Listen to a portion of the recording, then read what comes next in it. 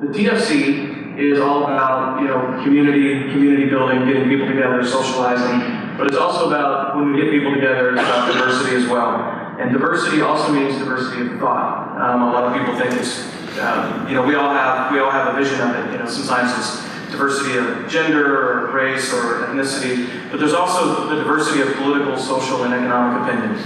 And every year we always try to put that in. This year, actually, Matt gets credit for the diversity part, which is this part, because Matt informed me, hey, I've got somebody who wants to do a debate, and she's interested in taking a pro-life stance. And I've had lots of conversations with people about that. I go, you guys are atheists who are pro-life, and they're like, no way. So this is a great debate to have. But I'm going to let Nick introduce them, and I'm going to introduce Nick. Nick Lee, who's going to come up and be our moderator. Nick Lee was the original vice president with the Texas Freethought Convention. He's one of the founders, and he's been with us for a few years. And then he went to take over Atheist Alliance of America. And then he is now the president emeritus of Atheist Alliance of America, and he's handed it over to the next person. So Nick is going to come up, and he has full control of the room, as this is going to be a debate, and for some people a very emotional topic. So I ask that we give everybody up here their due respect, including Nick. Go ahead, Nick.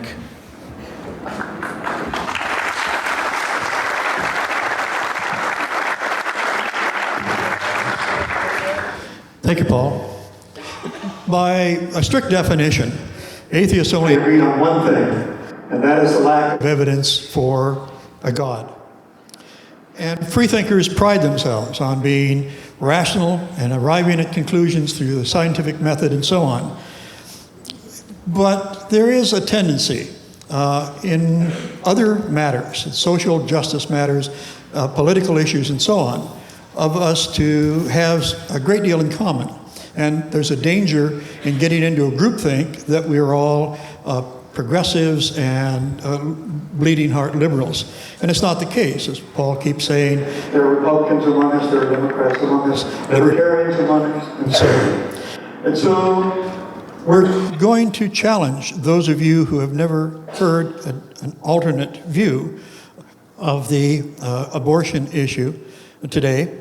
And we're approaching this as an academic debate.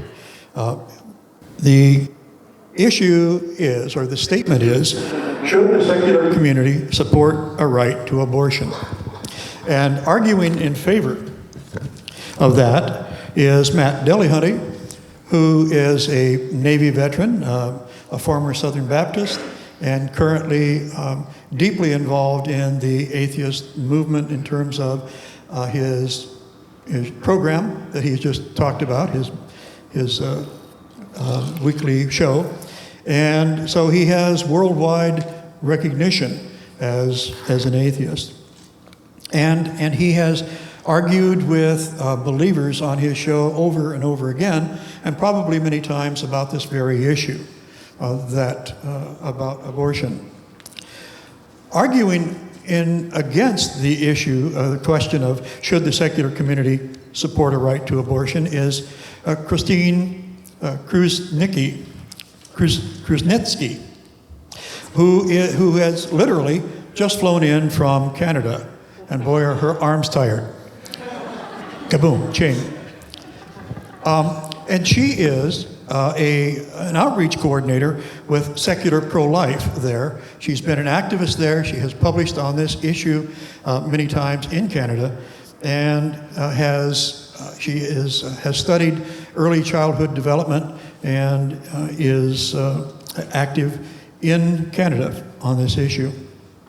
So those are the two, and we have set this up with rules that both parties have agreed to. As I say, we're taking this as a serious academic debate. We're hoping that the audience treats it as such. This is an emotional issue, but please refrain from the boos and the yays kind of thing. So here's the format.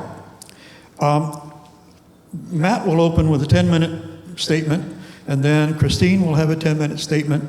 Then they'll each share, or they will each have a 2 or 5-minute segments of rebuttal to each other, and followed by each having 5 minutes of redirect. to each other. And then we'll open it up to the audience. And because of the time limitations, I would ask you to limit your statement to a question. And I'll give you about 60 seconds to formulate a question so that we could get in as many questions as we would like. And then the two sides will have closing remarks. I will be the moderator. I am not Jim Lehrer, and I'm not Candy Crowley. I want to be as unobtrusive as possible in this. I will be keeping time, and I will be keeping time on my faithful iPhone here. And I will flash my little cards when they're 30 seconds away and when they're done. And I'll kind of keep out in front here so that the two of you can see. So I want to begin with that format.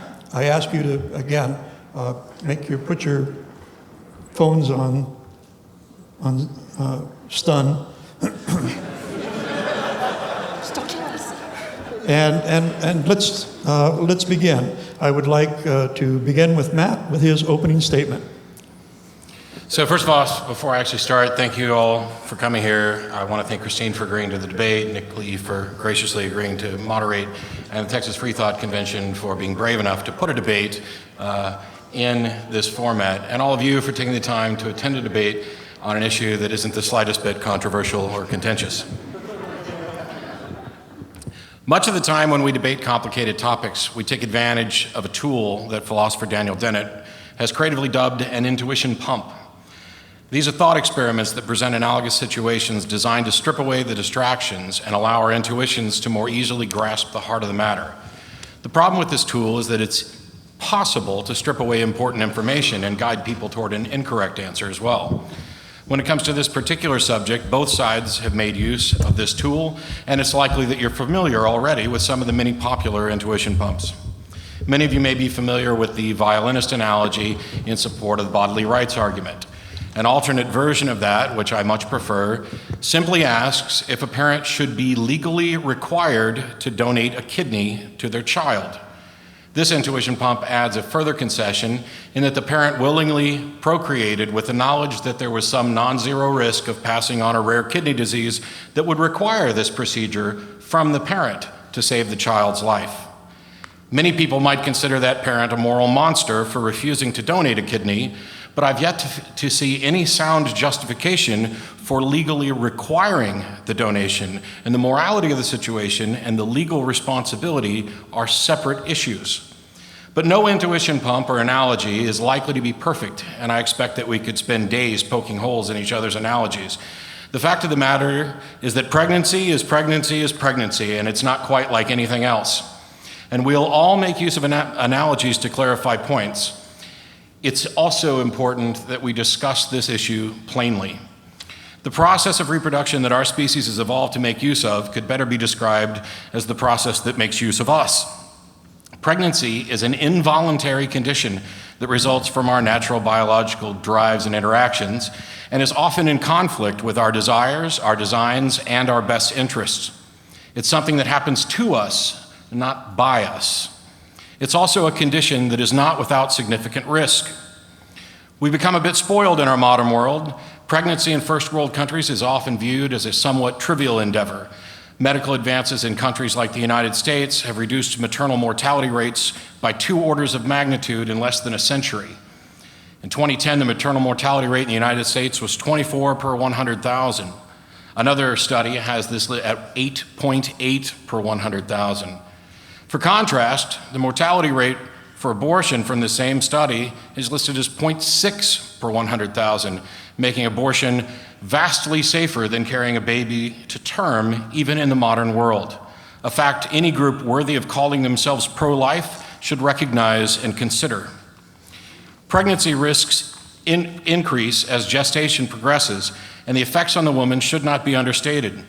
Women who carry a child to term undergo permanent, irreversible changes that range from scarring to incontinence and further, and each pregnancy increases some of the risks for future pregnancies. We're here to talk about the debate on the right to abortion. And I'll start by saying that I suspect that Kristine and I already agree that a right to abortion should exist. We just disagree on the limits of that right. We may not agree, though. It may be that she doesn't support a right to abortion under any circumstances. I'm not fully familiar with her position, and I can't wait to hear it. And I won't claim any technical victory if it turns out that we do agree and we're just working around the limitations, because the limitations are important and they're worth discussing. Deciding the limits has always been the cornerstone of this discussion.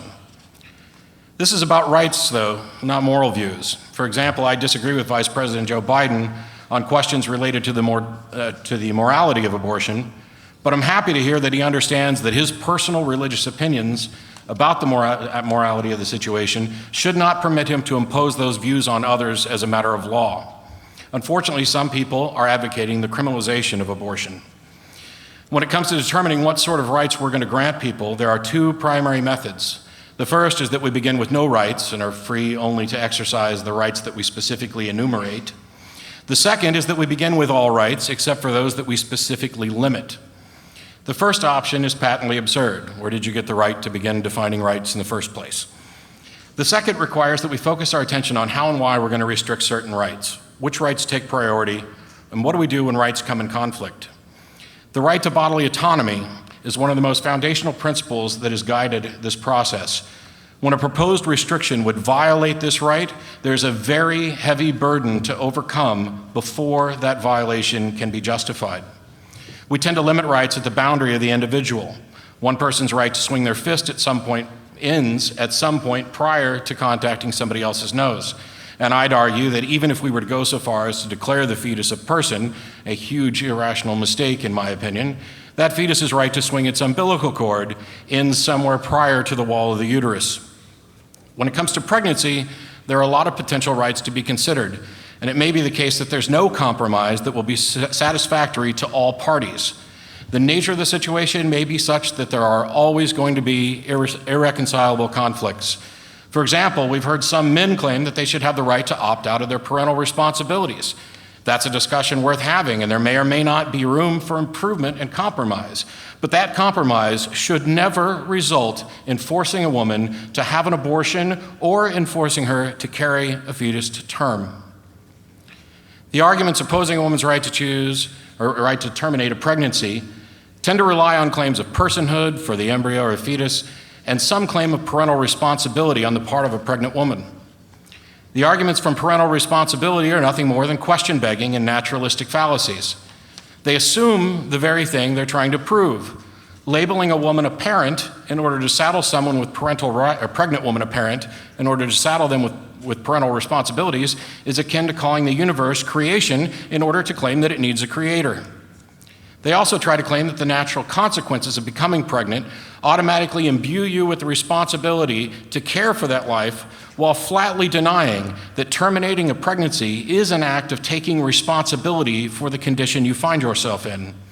Moreover, parental responsibility still should never compel the use of someone else's body. The arguments for personhood not only suffer from question begging and naturalistic fallacies, they're also similarly irrelevant, as the bodily rights argument demonstrates. You may be morally virtuous and lauded as a hero for doing so, but you should not be legally compelled to run into a burning building to rescue someone. One person should not be compelled by law to risk their life, donate organs, or even sacrifice their health or happiness in order to benefit another. Legal obligations of this kind necessarily sacrifice one person's rights in favor of another's. Moreover, personhood extends beyond abortion and addresses issues of contraception and personal choices about health. Now, I don't think that Kristine is evil. I haven't met her, apart from just saying hi on the hallway. I don't think she woke up one day and said, yeah, you know, I really want to stick it to those pregnant women. Kristine probably doesn't want to hurt women, but the positions that she's advocating have that effect. And I don't know what a rationalization for this is, but I intend to find out this evening. How is it that one ignores the rights, desires, freedoms, health, and humanity of a living, breathing, thinking, feeling person in favor of another person, let alone in favor of a handful of cells or a developing fetus that is neither viable or conscious? It's likely that you'll hear appeals to the value of life, things like it's human, it's alive, it's equal. But is it really? When we talk about the value of life, we're not talking about the value of a heartbeat. We're talking about the value of experiencing life, living life, awareness. Terry Shiva was dead long before anybody pulled the plug, and a fetus, while it is as alive as a mass of cancer cells, under one definition, is not alive in the sense that it is not reasonably equivalent. Consider teratomas, which include organs, unique organs. How do you make that distinction? The biological complexities of this situation are staggering. Recently, I love babies. My wife and I are considering having one. Just the day before yesterday, we were in the office. We're going to have to use in vitro fertilization, which does raise some questions for tonight as well. And he was going through the process, and one of the steps that they do for some people is about the third day, the embryo is 8 cells, and they just go in and remove one of those 8 cells and test it to make sure that everything's going to work out all right. Can I remove an 1/8 of you? Are we equal in the sense that a mass of 8 cells, you can remove an 1/8 of it and everything works out fine? Kristine must come up with a compelling reason to violate a woman's right to bodily autonomy. We atheist, secular, free-thinking community should support a right to abortion, as should every human, because we don't have sufficient cause to deny that right. Yes, we can continue to debate the specifics, but we first have to support some right to abortion in order to be able to begin drawing the line. Grant all rights, revoke with good reasons, and I have yet to see any good reason to deny the right of a woman to terminate a pregnancy. This is the burden of proof that Kristine and those who want to outlaw a woman's right to choose must meet. And I did 20 seconds in your 30 seconds, but I'm done. Thank you. Thank you, Matt.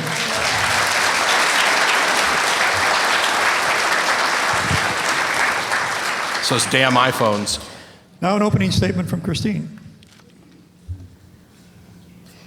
Well, first of all, I want to thank Matt for having requested that I come and debate with him. I was quite thrilled to have the opportunity to be able to share my views with the atheist community, since this issue is often framed under religious arguments. I also want to thank the Texas Freethought Convention for having made this available. Like Matt stated, it's obviously a controversial issue, and it's a difficult one. I also want to thank anyone in this room, specifically who has been involved in an abortion decision. I realize that some of the things that I might say today maybe seem hurtful or shameful, and I want to express that it's not my intention to cause you shame or pain, but I do hope that we can look at these issues honestly, and that as intelligent people and free thinkers, that we can look at science and reason and come to a logical conclusion on this issue. So, as Matt accurately said, pregnancy is pregnancy, and we have to define what is it, really, before we get down to it. Before we can decide whether abortion is a right that we should support or a wrong that we should oppose, we do need to be able to define our terms.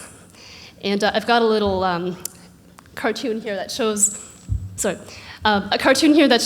what could happen when we don't properly define our terms. And for anybody who can't see that, we've got 2 children here, and one of them is saying, "Mommy said that pregnant means carrying a child.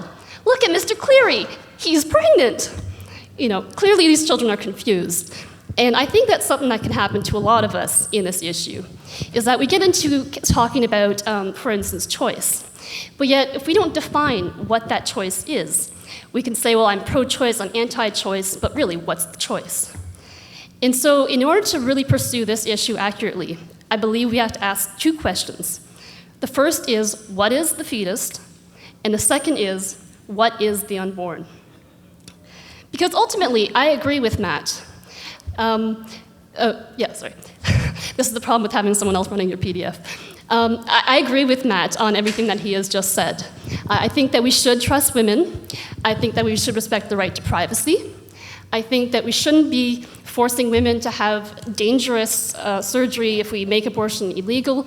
I think that all these things are absolutely accurate and true, and that abortion should be safe and it should be legal, and all these things are a fact if the preborn are not human beings. Because ultimately, it does boil down to that. If abortion does not kill a human being, then no justification for abortion is necessary.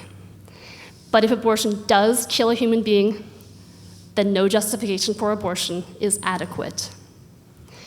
And if we look ahead I've got this little video here, it's from 9 weeks embryoscopy, and it may or may not load on its own, so don't worry about it.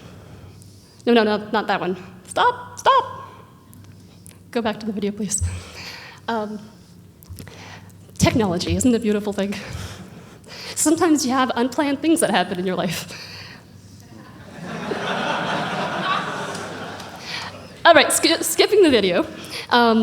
We do have to ask the question of what isn't. So turning to biology, we see that the law of biogenesis, the principle of biogenesis, says that every creature reproduces after its own kind. So life comes from life. And because all living things reproduce after their own kind, from a biological standpoint, what is inside the uterus, because it came from two human beings, cannot be anything else than a human being. We also know from science, we basically look at what the embryo is based on cell composition and cell behavior. When we look at an embryo, for instance, as compared to sperm or ovum, we see that the embryo is comprised of 46 chromosomes, sperm and ovum and other skin cells sperm and ovum are composed of 23 chromosomes each. They're differentiated cells, just the same way as someone says, well, if you scratch your arm, aren't you committing genocide? No, you're not, because those are differentiated cells. They are different kinds of cells. Second of all, we look at cell behavior. We look at an embryo, and even at a single cell, the embryo is different from sperm and ovum because the sperm and ovum each have their own function. The sperm's function is to go search for the ovum's function is to be hospitable to the sperm. Once the two of them have merged, you have a new entity that has a completely new function. That function with its inherent code is to develop itself through all stages of human development. Go ahead. So we know that from science we can see the embryo is alive, life comes from life. It has human parents, so it's a human. Human DNA determining its code right from the beginning of fertilization, whether it's going to be male, female, what particular personality traits it might have. And we also know that the embryo is whole, unlike sperm and egg, which are parts of human beings. So we can't say that it's a potential human. It's not a potential human. It's a human with great potential. I just want to quickly look at science. I'm going to skip through these really quickly because I think we're... oh, my stopwatch didn't start. Okay, you'll have to tell me how my time is doing. My stopwatch didn't start. This is a highly specialized totipotent cell marked the beginning of each of us as a unique individual. Zygote formed by the union of oocyte and sperm is the beginning of new human life. You can go ahead and run through these really quickly. Just skip ahead. Just skip through them. Okay, go back. So obviously science has said that human life begins at fertilization. This is not something that pro-lifers are inventing. This is not propaganda. This is already biologically determined. But then you say, well, hold on a second. There are significant differences between a fertilized embryo and a born person. And I would actually agree with you.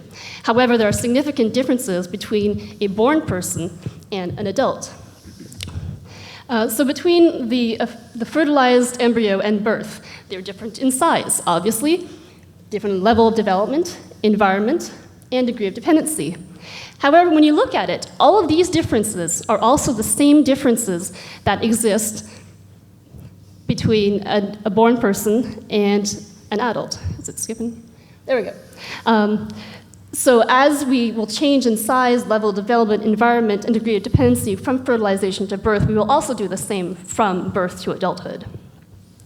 So size, yes, a fetus is much smaller than a born person. But then again, an infant or a toddler is much smaller than a woman, who is much, often smaller than a man. But we don't say that our value is determined based on our size. So value is not determined for any of us past the birth marker. Why should that be determined?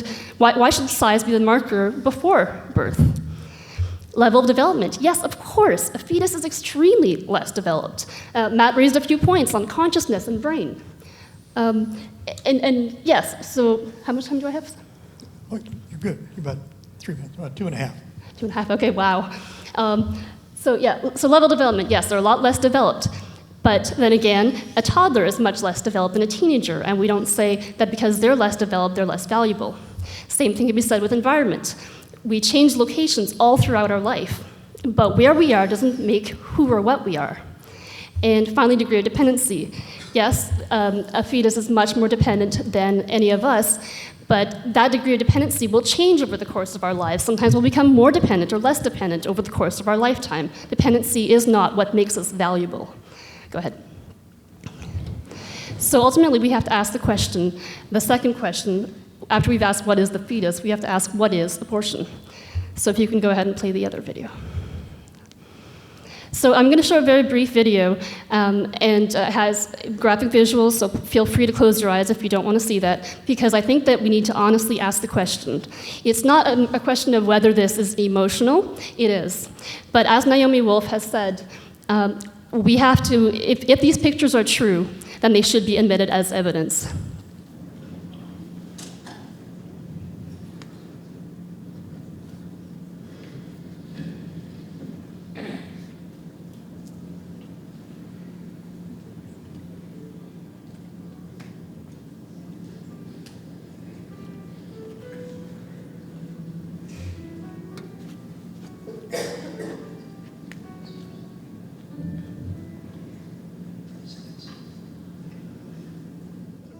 So just to quickly wrap up, ultimately, Matt's argument is sound and solid if that's not a human being.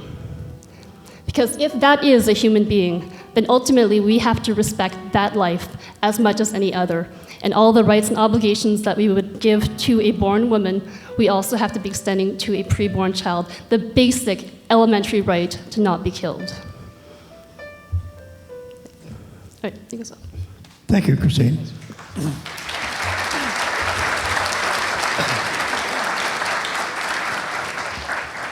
In the second round, we have 5 minutes of rebuttal, and first from Matt. So I'm glad that my argument is sound if that's not a human being. My position is the bodily rights argument is sound even if that's a human being. That's the whole point of the bodily rights argument. The whole point of that question about whether or not a parent should be required to donate a kidney to a child is to demonstrate that there's a difference between the requirements of parenthood and what you're required to do with your own body. Now, there's a quote, and I guess PZ can check me for accuracy because I just heard it today, but evidently PZ at one point had said that he didn't care if the fetus was conscious and writing poetry, it still doesn't have a right to use the woman's body. I'm assuming that's accurate, if he's still in here. Is that the bar? Yes. I don't always go that far in actually discussing it because there are nuances that I would like to actually consider. The problem is that as far as I can tell, and we'll have to get some more specifics in the Q&A, my opponent's position is not particularly complex. It's a life, it's human, it's unique, don't kill it. Abortion is murder, let's outlaw it. Abortion is the termination of a pregnancy. It is something that I think could arguably be considered self-defense in many cases.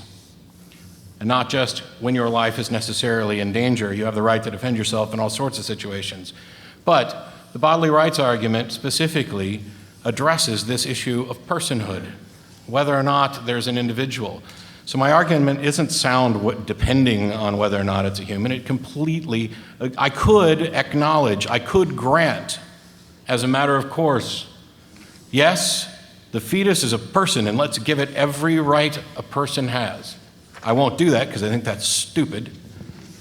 But I could do that, and it still wouldn't change the facts that this is now we are in a situation where there are two persons whose rights are in conflict, and we must come to some reconciliation.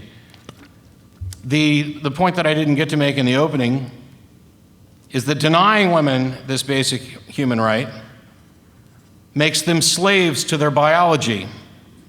It attempts to justify this thinly veiled naturalistic fallacy, basically amount to, yes, you're pregnant and you don't want to be, that must be terrible for you. I'm sorry that nature has screwed you over, but that's the way it has to stay, unless we find that your life is at risk. I'm assuming you do make an exception in the case of the mother's life? If there is no other, yeah. Oh, yeah. Well, I shouldn't have asked a question. Sorry. Cheating. But unless there is some exception, and then we'll set aside nature and all of our principles and all the arguments that we made before about how it's a human and you can't kill it, and we'll go ahead and do that, because now maybe we realize that there's some self-defense going on. I've got, what, 2 minutes? Yeah, you got Cool. 2 minutes.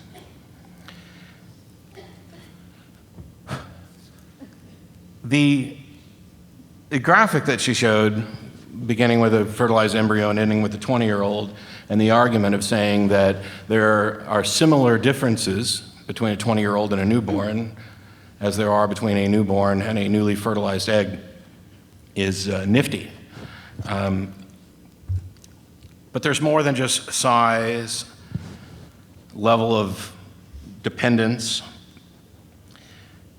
and I didn't raise the question of value. My issue of value is that we must value an individual's rights to sovereignty and bodily autonomy. And that we don't have the right to force you to donate a kidney or an arm. We don't have the right to force you to be pregnant. There are a number of complicated and difficult questions that we have to ask, and some of them I hope actually we get the chance to ask and discuss tonight. But at the end of the day, I didn't call this a potential human. I'm happy for the sake of arguments in some limited arguments to call it, I guess, a potential person, because there's some debate about whether or not we're going to give it the rights of a person. But even if we do, that doesn't in any way change the nature of the discussion.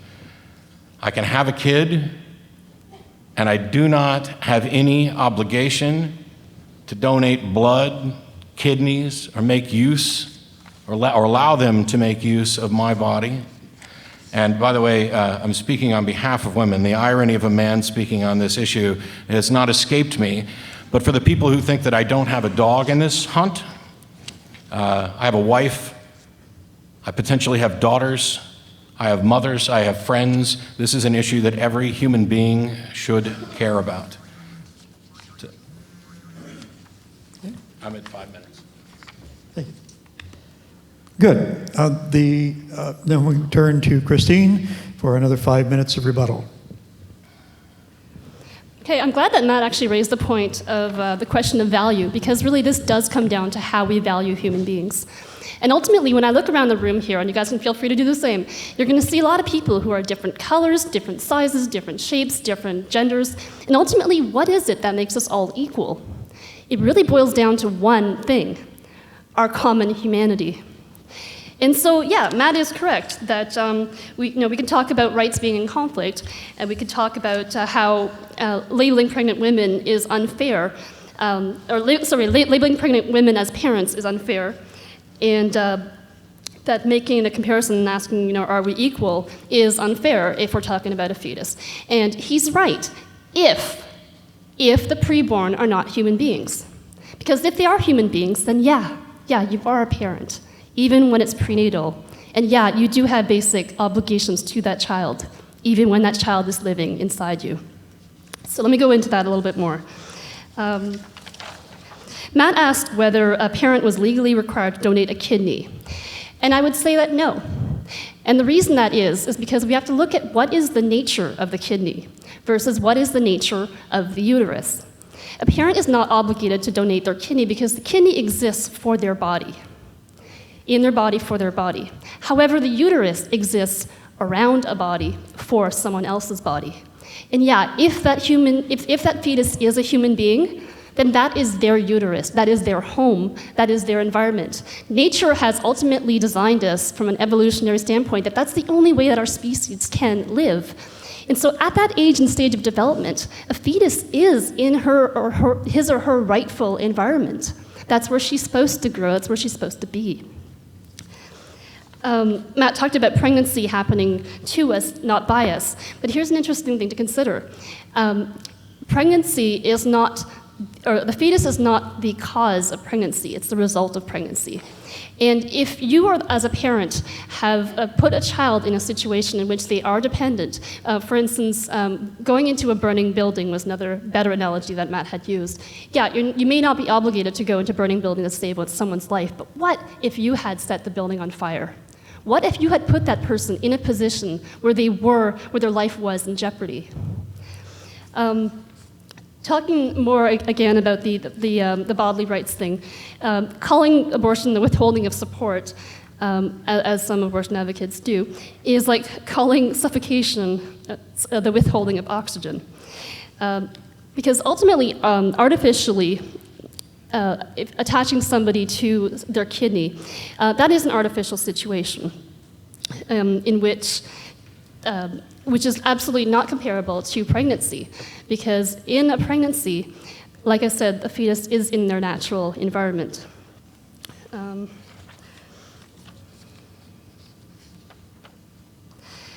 Yes, so there's rights in conflict. And ultimately, that right is autonomy for 9 months versus the life of the fetus forever. And parents do have basic obligations to their children. They have an obligation not to do extraordinary things like take them to Disney World, but they do have an obligation to feed and to shelter them. And so if that fetus is their child, their human being, prenatally, then they've got a basic obligation to shelter and to feed them prenatally. And finally, Matt had talked a little bit about parental rights and obligations for men. Now, men may have the possibility of saying, well, hey, I did not consent to having my sperm used. I did not have consent to being a father. However, that doesn't give them the right to then kill that child upon which that human being after the child's born. They can't say, well, I don't want to pay child support. I don't want to be responsible for this child. Therefore, I'm going to cut off my parental support to this child and kill that child. And ultimately, withholding support from a fetus and saying, well, I'm not going to give you my body, it's not the same thing as a kidney, because withholding support actively kills that child. So it's a totally different situation. It's as if instead of saying, well, I'm going to deny my kid, my time is up, so I'll explain that more later. Oh, that was the 30 seconds. Oh, 30 seconds. It looks like a 0. Okay. So it's instead of saying, I'm going to deny you the right to my kidney, it's as if that parent said, well, I'm going to actively kill you. Thank you.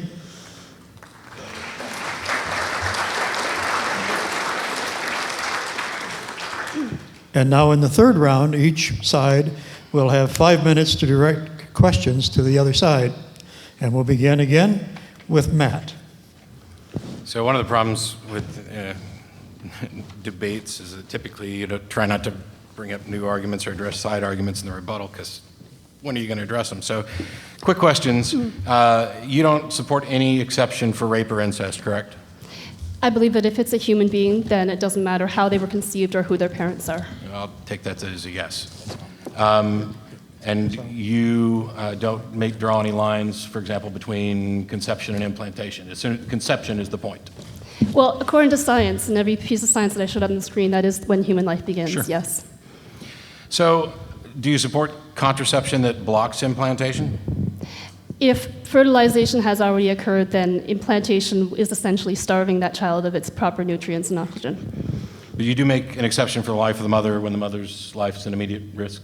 If the woman's life is an immediate risk and it's a pre-viability, then both the mother and the child will die. And so ultimately, we have to do the greatest good, which is to save as many lives as we can, even if the unfortunate result is that the fetus is lost. So what should the penalty be when we make this illegal?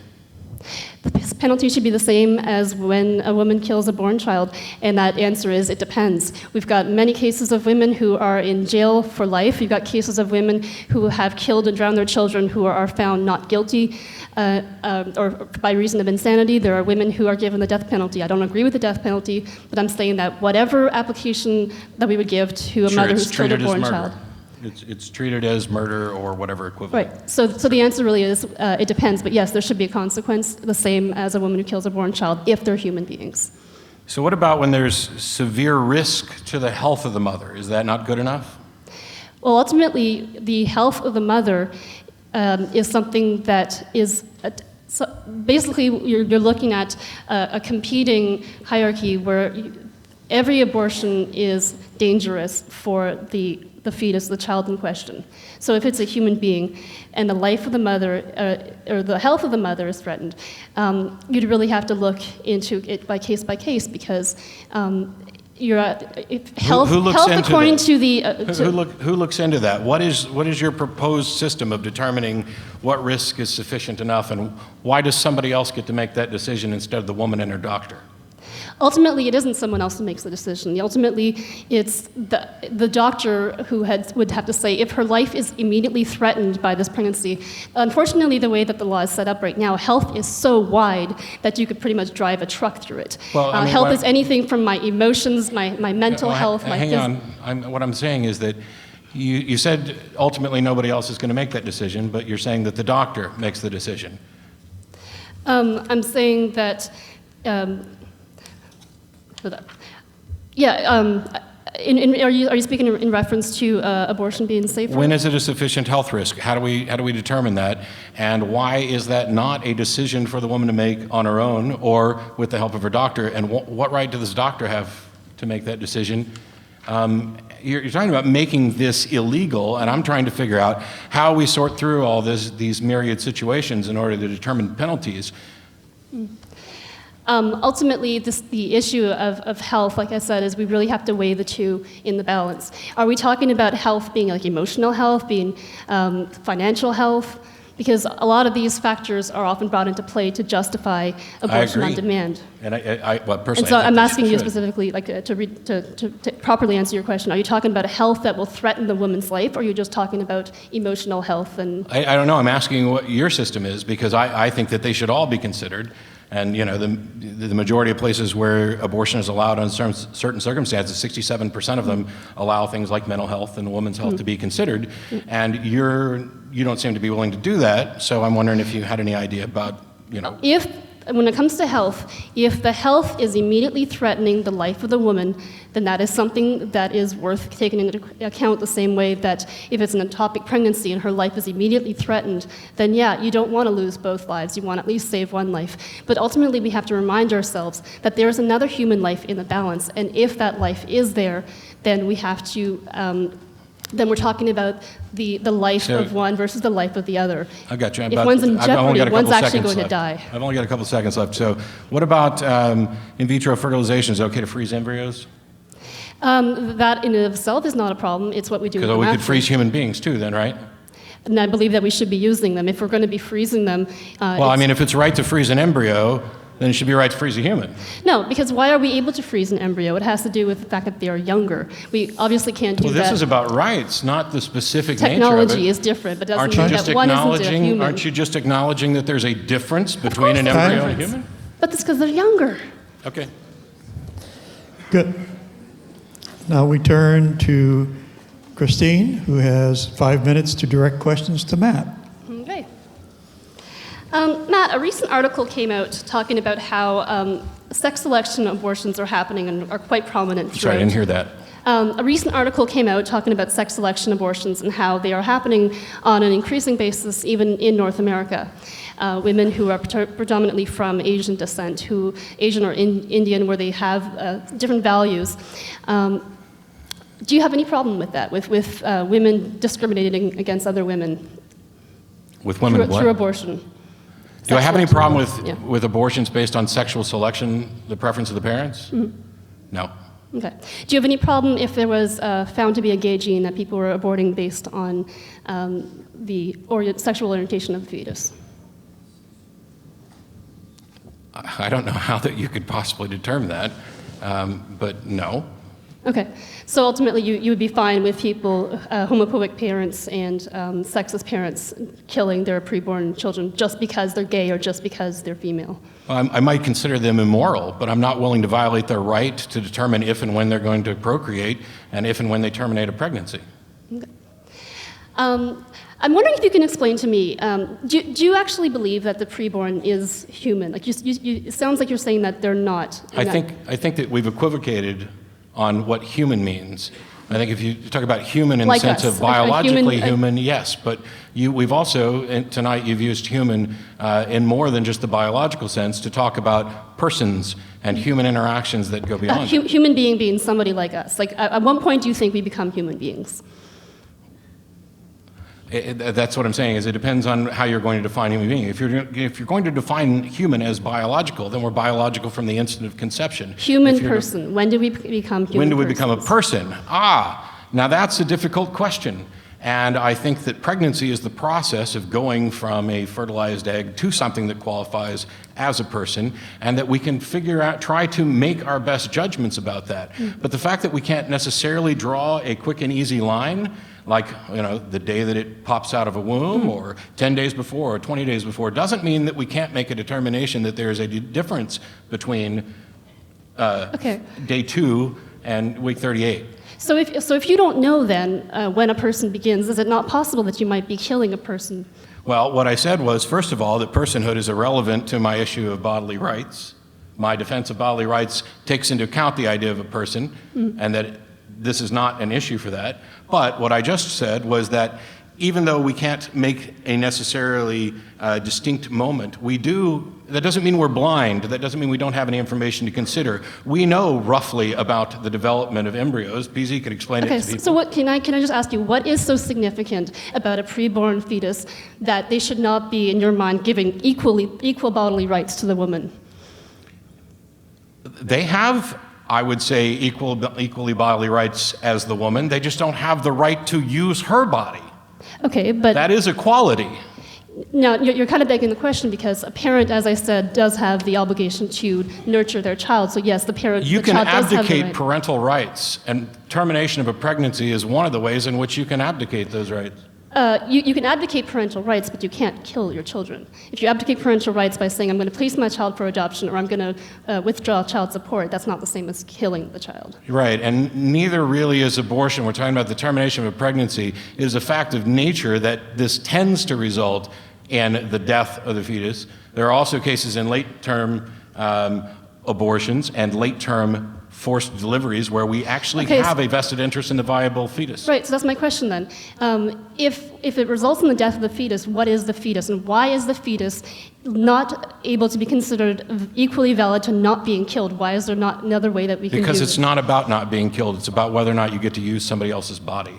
And the fact that you happen to die when we deny you the right to use somebody else's body is not the woman's fault. Well, the woman is actually the one who has put that child in a position of dependence on her. So, Yeah. No. So all sex is consensual, and all consent to sex is consent to pregnancy? Is that what you're saying? No, I'm saying that Then it's not the woman's responsibility. As you said at the beginning, sometimes unintended things happen to us. The woman's body has been receptive. This is what I said earlier on about the nature and the function of the uterus. The human body is made to be an environment in which a fetus begins human life. And so therefore, by cutting off that life by cutting off access to that body, the woman is in fact denying basic rights, basic nutrients to that child. Yes. That she would be obligated to do post-birth. And so why post-birth? Is it any different than pre-birth? Yes, it's different in post-birth because it's no longer the woman's body. Your odd situation. You're begging the question, though, Sorry. because... Thank you both. We're now at the point...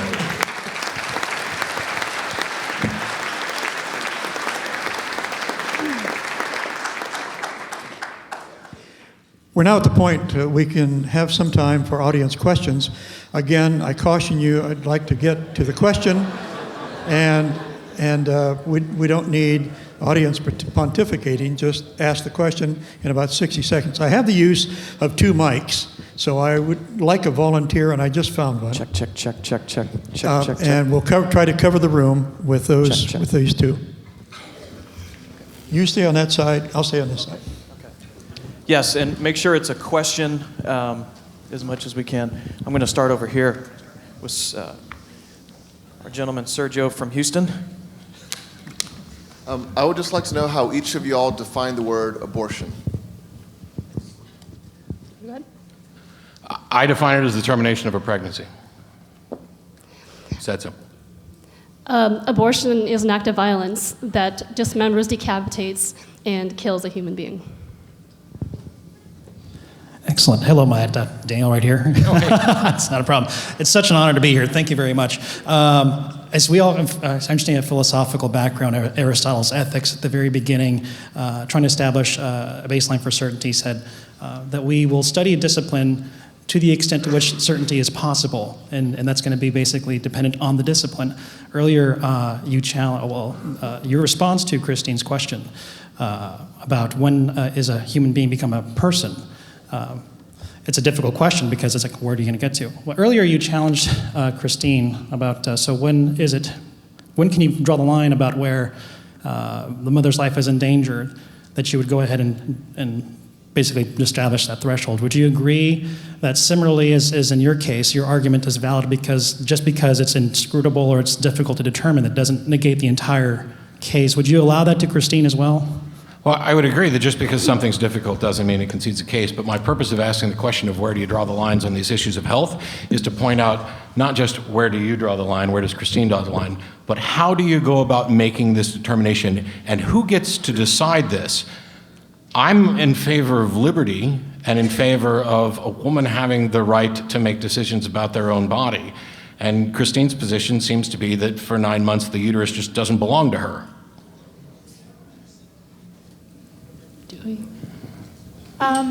At the beginning, my question's for Matt. You said that you thought that endowing a fetus with all the rights of personhood was stupid. Mm-hmm. Why?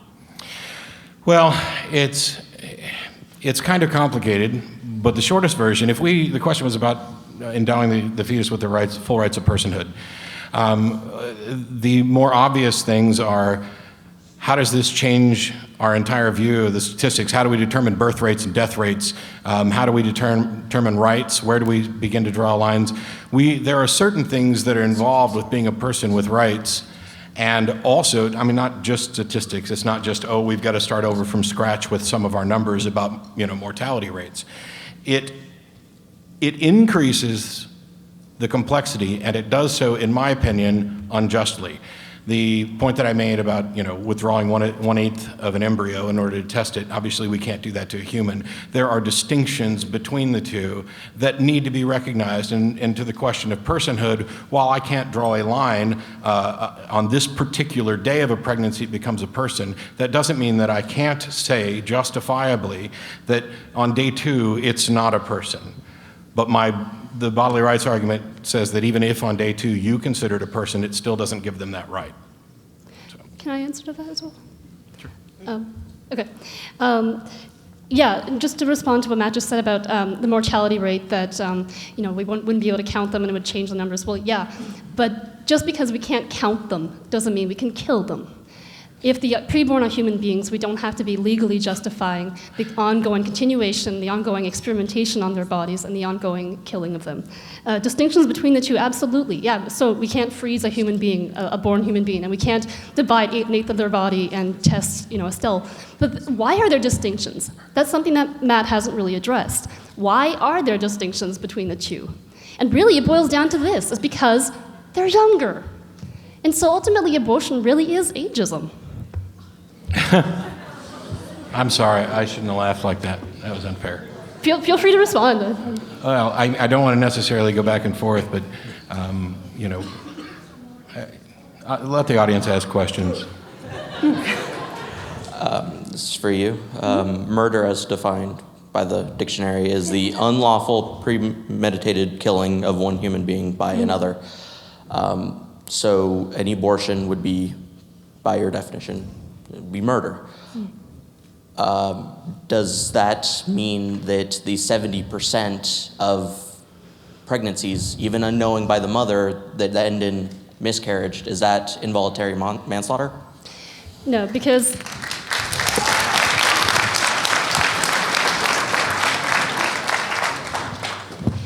human beings die naturally. Just because human beings die naturally doesn't mean that we can then say, well, because some infants die from sudden infant syndrome, we can consider infants not valuable and kill them. So likewise, just because a number of pregnancies end in miscarriage doesn't mean that we can qualify and classify the preborn as not human and kill them. And before we get to the next question, I'm going to respond to that. It's a great question. And you kind of shirked the whole issue, which is, how did you find out that this miscarriage was a natural thing? Aren't we going to have to begin investigating every miscarriage once we make it illegal for women to control their own bodily functions? And investigate all of them to make sure that they didn't break the law? Again, just because there are logistical issues in not being able to count I'm them, not not being able to arguing that. investigate them, doesn't mean we can continue to justify what we have now, which is an ongoing situation where we're legally able to kill them and experiment on their embryonic bodies. Okay, the next question we have from Dan from Sierra Vista, Arizona. First, that was a great question, by the way. In fact, I was kind of thinking along the same lines. You know, is an abortion then a crime scene? You know, I mean, really, I mean, what you're proposing then is an entirely new set of legislation that enacts laws with punishments that we have to investigate every one of the abortions to determine Well, whether, no, you don't. not an abortion, but determine whether a miscarriage was the responsibility of the mother. Did it happen because she wasn't taking care of herself? I mean, in that case, if you see a mother smoking a cigarette, can she be in prison for that? Can we put a law against, I mean, you're saying that's a person inside of her. Is that child abuse? Can we put them in prison? Okay, let me say it again. I fully agree with you that because the preborn is in a unique environment, these are very difficult situations. Yeah, we won't be able to monitor and question and investigate, but there's a big difference between these logistical issues and completely saying, well, fine, we're going to blow open the curtain and say it's perfectly fine to kill them. When we made slavery illegal, and when we ultimately took civil rights and all throughout history, when we have made huge changes in society, people have said, you know, this is completely impossible. You can't do that. It'll be financially impossible. It'll be socially impossible. These social structures are completely going to change. You can't do it. And my answer is, as humanists, we know that we continually to evolve as people. We continually evolve, and I believe that if the preborn are biologically human beings, as I determined earlier, then they are valuable, and we have an obligation to protect them and to change our society to help women in better ways than killing their children. To be fair, I agree with her and concede that the logistical issues are separate from the moral issues and from the legal issues. But I don't think that they're worthy of being ignored. And I think that they get to the heart of the questions that we're trying to ask. And that is, where does one person's bodily rights end with respect to somebody else's? And we keep glossing over that, and every response that Kristine's offered goes back to, it's a person, it's a person, it's a person, don't kill it, without any regard for the bodily rights of the other person. And the question about whether or not a woman should be investigated for drinking or smoking or not taking prenatal vitamins or whatever that might have resulted in this, and whether or not it should be a criminal offense, is an issue of bodily rights. It's not simply logistics. Question here?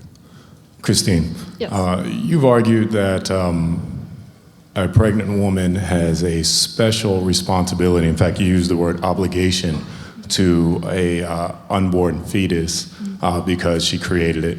I assume that's why you want to give it the parental rights.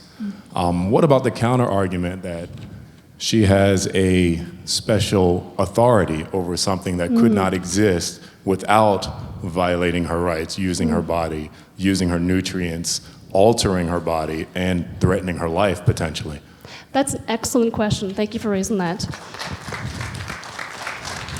Ultimately, it comes down to this. The woman has great power because she has ultimately, she is in a situation where she has caused the existence of a human being to come into existence. Now, that is a biological fact. Every month, a woman's body does prepare for the reception of another human being. The child did not just pop into existence of its own will to go and impose its rights on the woman's body. The body was hospitable, the conditions were met, and the child is the result of that. Now, with great power, and yes, she's got the autonomy and all the control, and that fetus is dependent on her, but with great power also comes great obligation. If I'm in a plane and I am completely dependent on the captain. The captain has complete power over the situation.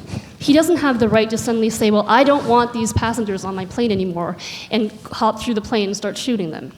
And that's ultimately what happens in the case of abortion, that a woman is saying, I have the power, I have the body, I have the ability to kill what is dependent upon me. Why is the child dependent? Because they're younger.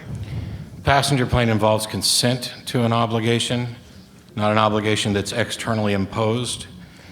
And I'm also curious about, and this is for you to consider because I'm not really asking Kristine, when does the woman's obligation end under this supposed system of all abortions, you're now the parent, so you have an obligation. When does it end? If there's a 90% viability rate at the 25th week, can a woman just rush in and have a C-section and be done with it? Can they just under that system, when do they meet their obligation? Are they required to absolutely carry it to term? I don't know. But the thing is that as soon as we take the right to choose away, we now have to impose upon individuals, just as the condition was imposed upon them. Consent to sex is not consent to pregnancy, and consent to pregnancy is not consent to remain pregnant. Okay, I'd love to answer that point.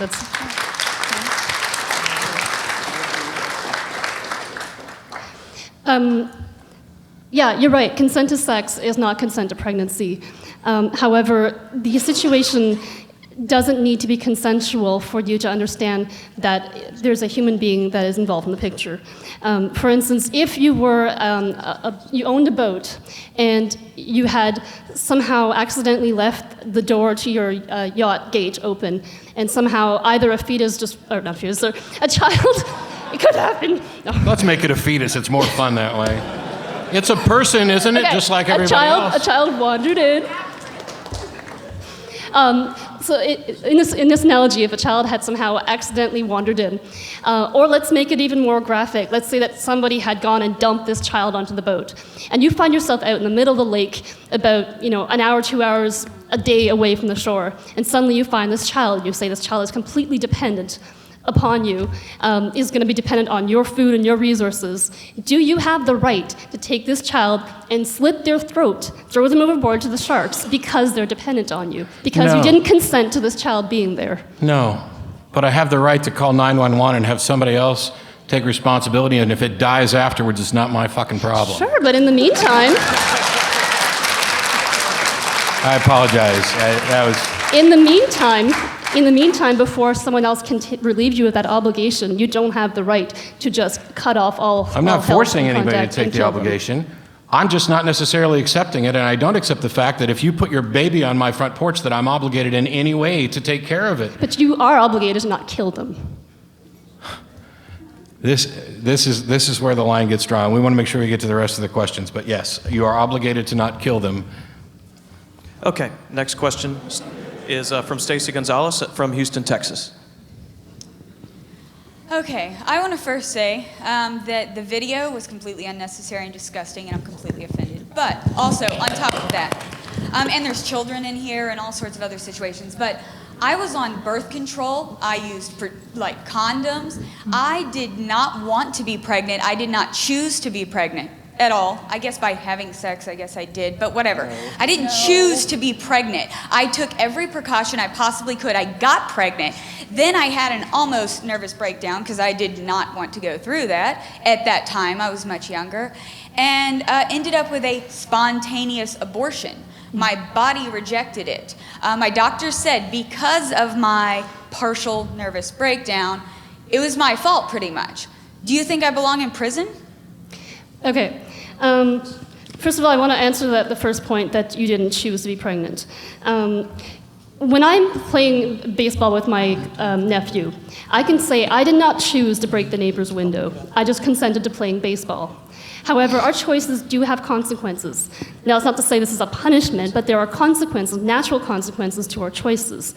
And so if I am consenting to have sex, which does have the possibility of conceiving a child, just like baseball has a possibility of, breaking a window, then there is a natural consequence that has to follow that. You need to meet the obligation of that responsibility, and killing the child isn't an option.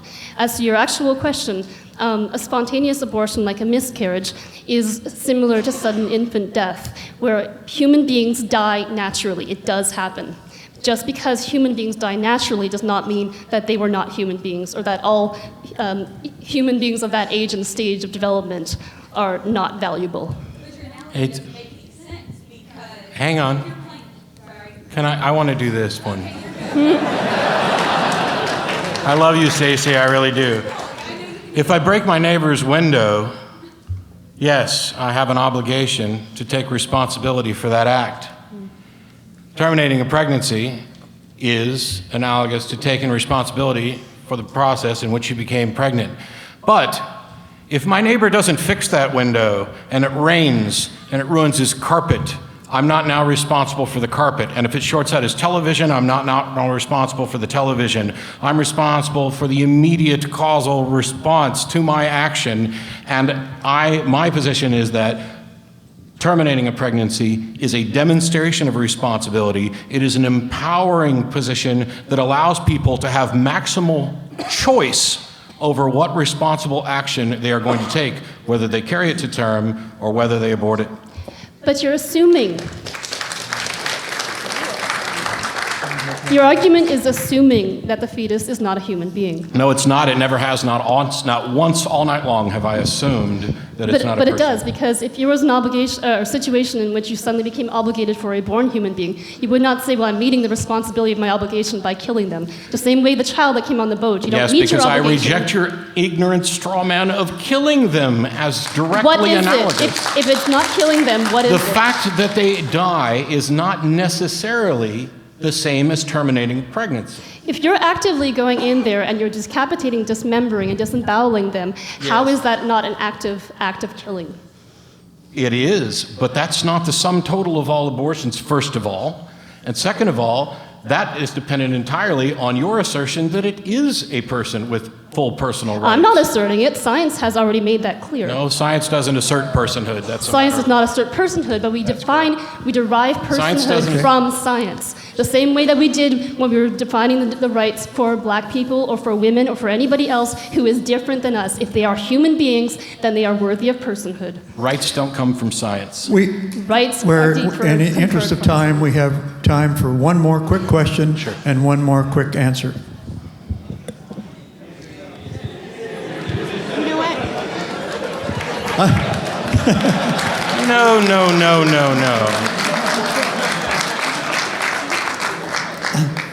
It's been deferred to P.Z. Meyer. Well, that last bit it was just a final straw there.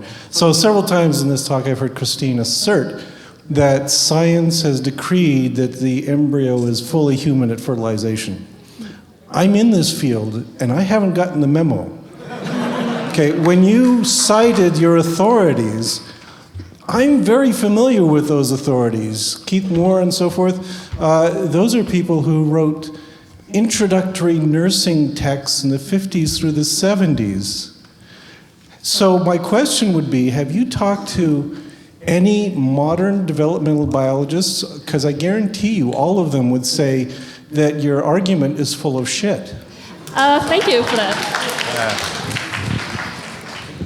I actually have a recent white paper that, for those of you who don't know, white papers are scientific journals by Maureen Klondike. I also have about 50 embryology textbooks that all have the exact same definition of a human being, that human life starts when fertilization begins. I don't know of any reputable textbook or scientific journal that has argued otherwise, and please, I would love to see it.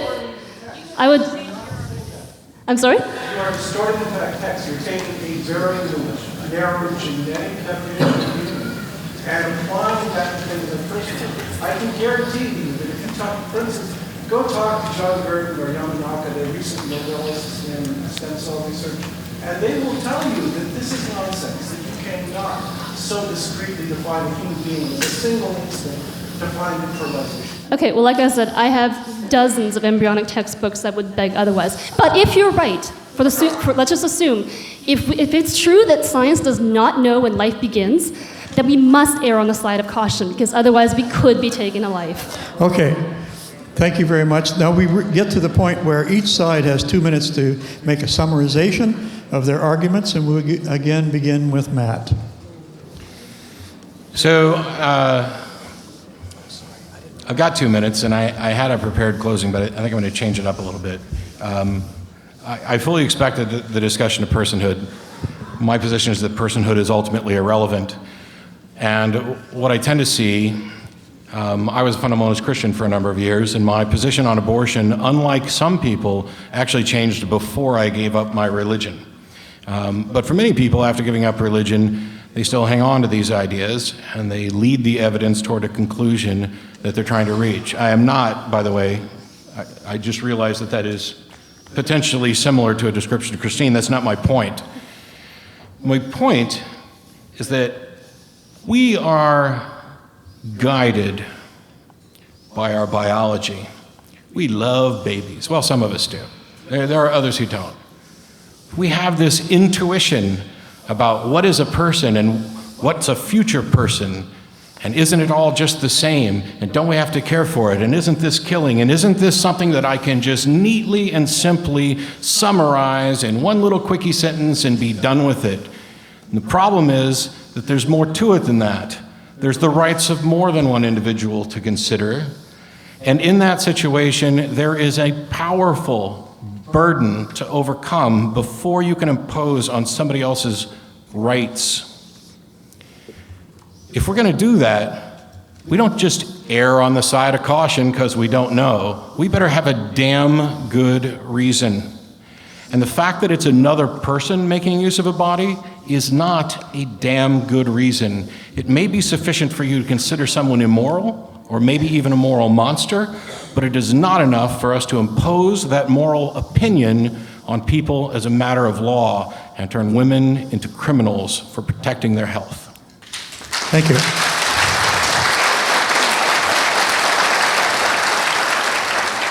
Kristine, 2-minute summary. We do need damn good reasons if we're going to be denying people their rights. We do need damn good reasons if we want to impose our moral view of what a human being is on the preborn human. I have argued tonight, from the basis of science, that from a biological standpoint, that the embryo and fetus is a human being. I've also argued that there is no valid reason to deny them personhood, because when we look at the differences between the preborn and the differences between the born, we all vary in these differences from the beginning of fertilization to natural death. I've also argued today that Matt's argument is only stands if he's right that the preborn are not human beings. When we look at science, we ultimately have to conclude that this is the case, that the preborn are human. Therefore, there are basic obligations that follow. The violation of bodily rights is a very serious issue.